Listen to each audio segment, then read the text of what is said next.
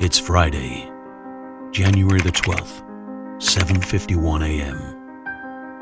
Joshua Bell, a world-renowned concert violinist, approaches the platform of a bustling subway station at L'Enfant Plaza, Washington, D.C.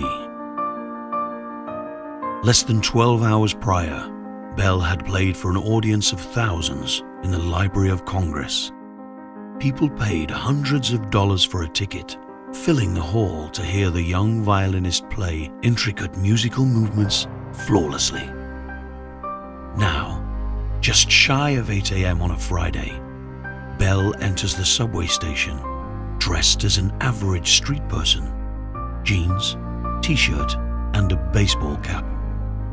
The reason for the violinist's strange whereabouts and get-up is a spontaneous social experiment. A Washington, D.C. reporter was curious to see what would happen if the talented and famous Joshua Bell played his instrument not in Carnegie Hall or the New York Philharmonic, but in an unassuming subway. Would people recognize him?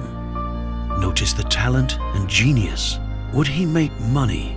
Or would passers-by remain oblivious to the elite performance that they were receiving for free? A hidden camera documented the scene that unfolded during the 45 minutes that Bell played. He opened the case of his $3 million Stradivarius violin and removed the instrument.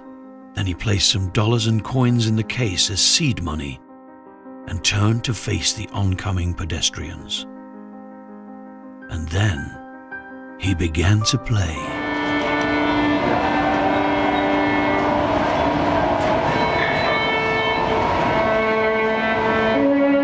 Bell opened with a 14-minute piece by Bach, one considered to be the single greatest solo violin work and one of the greatest musical compositions ever created. This piece, coupled with his masterpiece of an instrument, should have induced a large crowd, if not a reaction at least. But of the 1,070 people that passed by on their commute, a grand total of 7 people stopped. 27 people donated. His earnings? $32, barely a fraction of what he was paid for his concert the night before. Who stopped? Children being pulled along by their mothers. A 50-year-old Washington bureaucrat who had trained as a teenager to be a concert violinist. A young woman who had heard him play the night before.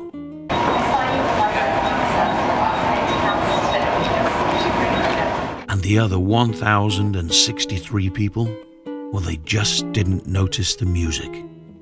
The music was playing, but so caught up they were in the busyness of everyday routine that they remained oblivious to the splendor that they were being offered on a silver platter. The music of godliness is playing constantly, a rich, heavenly melody waiting to be realized. And us, we are busy, we are distracted. We are so entrenched in the drabness of our basic daily lives that we forget to tune in. But who did pay attention to Bell?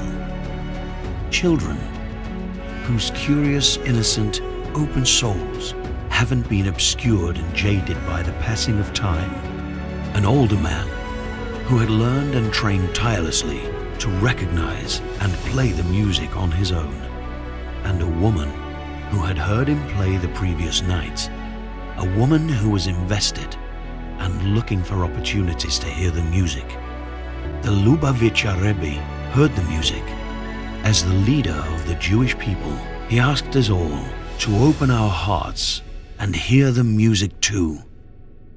God's music is playing, waiting for us to notice. If we want to hear it, we need to be sensitized to its notes, open and attuned like young children. If we want to hear the music, we need to be learning about it, tirelessly studying to be able to understand and appreciate the genius of every note and key. If we want to hear the music, we need to be constantly searching for opportunities to tune in, turn down the noise of everyday life and turn up the music of the godly symphony of helping another or sharing a kind word, building people up instead of beating them down. When we're attuned to Hashem's music, we start living Moshiach. The reality that the Rebbe pushed us to see becomes our own. Technological advancements become flashing lights and scream, finally, the fulfillment of Isaiah's prophecy is imminent. The world reveals its infinite potential to unveil the unity of God, how everything is not just His handiwork, but God Himself.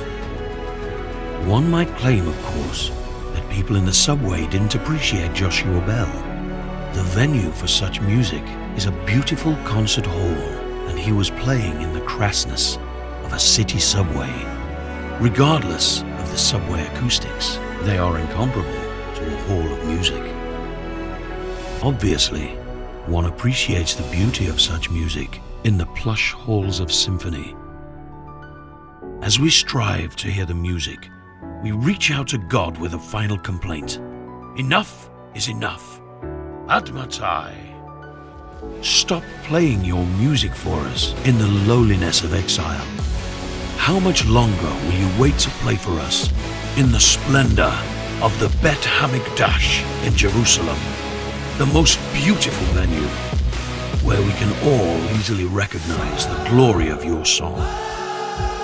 It's 19th of Kislev, 5783. Let's stop, pause, tune in, and give our all to absorbing this music. It is time for the sound of Moshiach to reverberate throughout the entire world.